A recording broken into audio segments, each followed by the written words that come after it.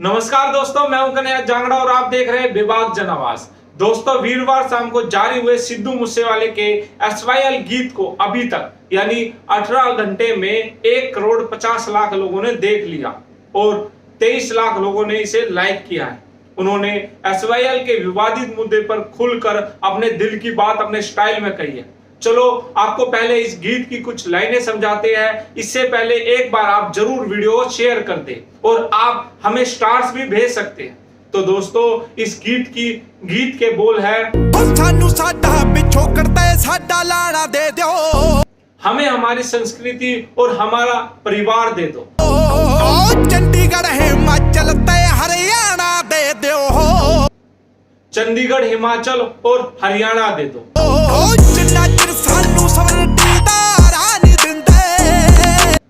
जब तक हमें संप्रभुता नहीं देते,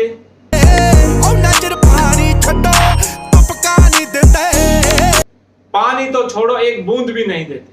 अब समझने वाले इन कई लाइनों को अपने अपने तरीके से समझ रहे हैं। बता दें कि सिद्धू मूसेवाला के अभी काफी और गीत रिकॉर्ड हो चुके हैं और उन्हें रिलीज किया जाना बाकी है। उनके पिता ने कहा था कि सिद्धू को वो 10 साल और जिंदा रखेंगे। इतने गाने हैं अभी। वहीं दोस्तों, जो चर्चा का विषय बना हुआ है कि इसमें मूसेवाला ने बलविंदर सिंह जटाना का भी जिक्र किया है। यह वही जटाना है जिसने अपने साथियों के साथ मिलकर चंडीगढ़ में 2 अफसरों की गोली मारकर हत्या कर दी थी। इसके बाद अधिकारी इतने दहशत में आ गए थे कि यह काम यहीं रुक गया। इस काम में हाथ डालने की हिम्मत किसी की नहीं हुई। इस कारण पंजाब में सतलुज यमुना लिंक नहर का काम वहीं रुक गया। कौन था बलविंदर सिंह जटाना? बलविंदर सिंह जटाना रोपड़ का रहने वाला था। उसका जुड़ाव बब्बर खालसा से था। वह बब्बर खालसा के मुखिया सुखदेव सिंह बब्बर के करीबियों में से एक था। इसलिए पंजाब के मालवा इलाके का उसे लेफ्टिनेंट जनरल बनाया गया था। उस इलाके में जटाना के ही इशारे पर बब्बर खालसा की गतिविधियां संचालित हुआ करती थी। दोस्तों, चलो जानते हैं आखिर क्या है SYL का मुद्दा। बता दें कि 1966 में पंजाब से जब अलग हरियाणा राज्य बना, तभी से यह विवाद है। 10 साल के लंबे विवाद के बाद 1976 में दोनों राज्यों के बीच जल बंटवारे को अंतिम रूप दिया गया और इसी के साथ सतलुज यमुना नहर बनाने की बात कही गई। 24 मार्च 1976 को केंद्र सरकार ने पंजाब के 7.2 MAF यानी मिलियन एकड़ फीट पानी में से 3.5 MAF हिस्सा हरियाणा को देने की अधिसूचना जारी की थी, जिसके बाद पंजाब के किसान फिर सड़क पर उतर आए। इसके बाद साल 1981 में समझौता हुआ और पूर्व PM इंदिरा गांधी ने 8 अप्रैल 1982 को पंजाब के पटियाला जिले के कपरुई गांव में SYL का उद्घाटन किया था।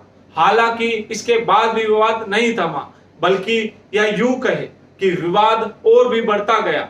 1985 में पूर्व प्रधानमंत्री राजीव गांधी ने SAD प्रमुख हरचंद्र सिंह लोंगोवाल से मुलाकात की थी और फिर एक नए न्यायाधिकरण के लिए समझौते पर हस्ताक्षर किए गए थे। हरचंद्र सिंह लोंगोवाल को समझौते पर हस्ताक्षर करने के 1 महीने से भी कम समय में आतंकवादियों ने मार दिया था।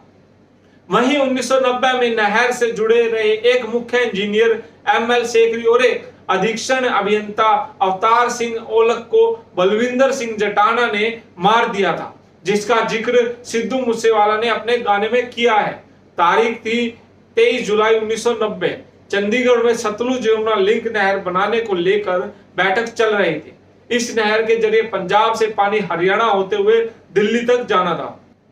बब्बर खालसा का इस पर विरोध था। मीटिंग चल ही रही थी कि बलविंदर सिंह जटाना अपने साथियों जगतार सिंह पिंजोला, हरमीत सिंह बाहोवाल और बलबीर सिंह फौजी के साथ वहां आ धमकी।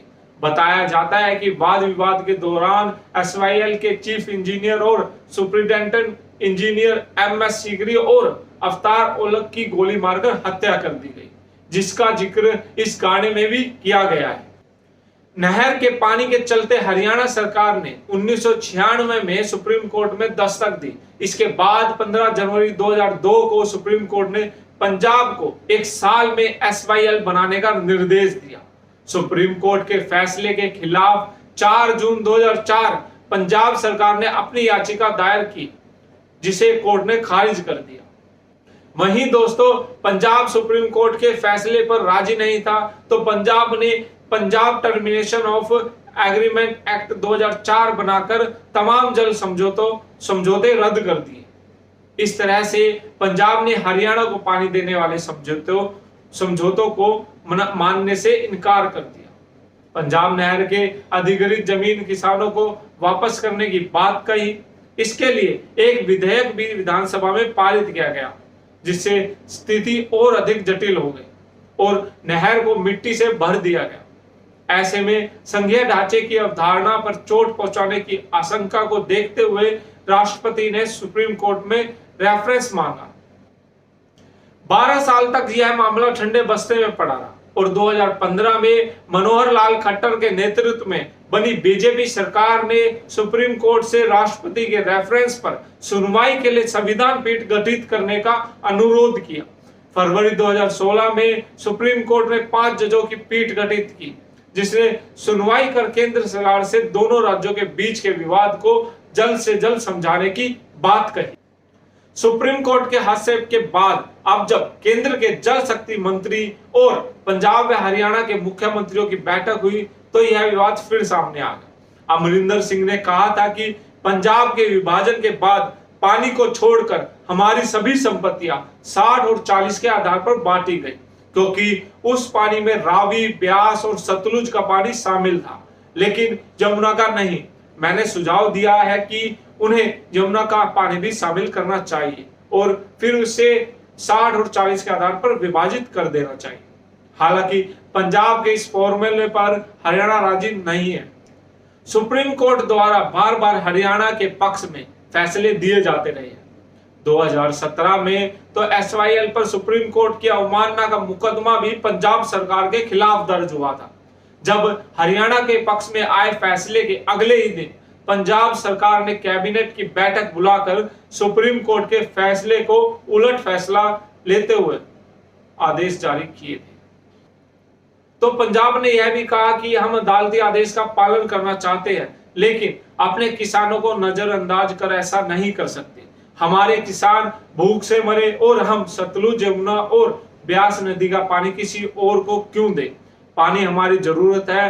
पंजाब के इसी रुख का कारण वर्षों से इस मामले का समाधान नहीं निकाल पा रहा है। ऐसे अब फिर एक बार हरियाणा के कृषि मंत्री ने यह मामला उठाकर दोबारा से जिंदा कर दिया है, जो अगर तूल पकड़ता है तो दोनों राज्यों के किसान आपस में बढ़ सकते हैं। दोस्तों, आखिर जल बंटवारे के लिए क्यों राजी नहीं है पंजाब? द इंडियन एक्सप्रेस की सितंबर 2019 की एक रिपोर्ट के मुताबिक पंजाब पहले ही पानी की किल्लत का सामना कर रहा है।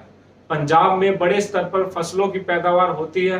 रिपोर्ट के मुताबिक हर साल यहाँ करीब 70,000 करोड़ का गेहूं और धान उगाया जाता है।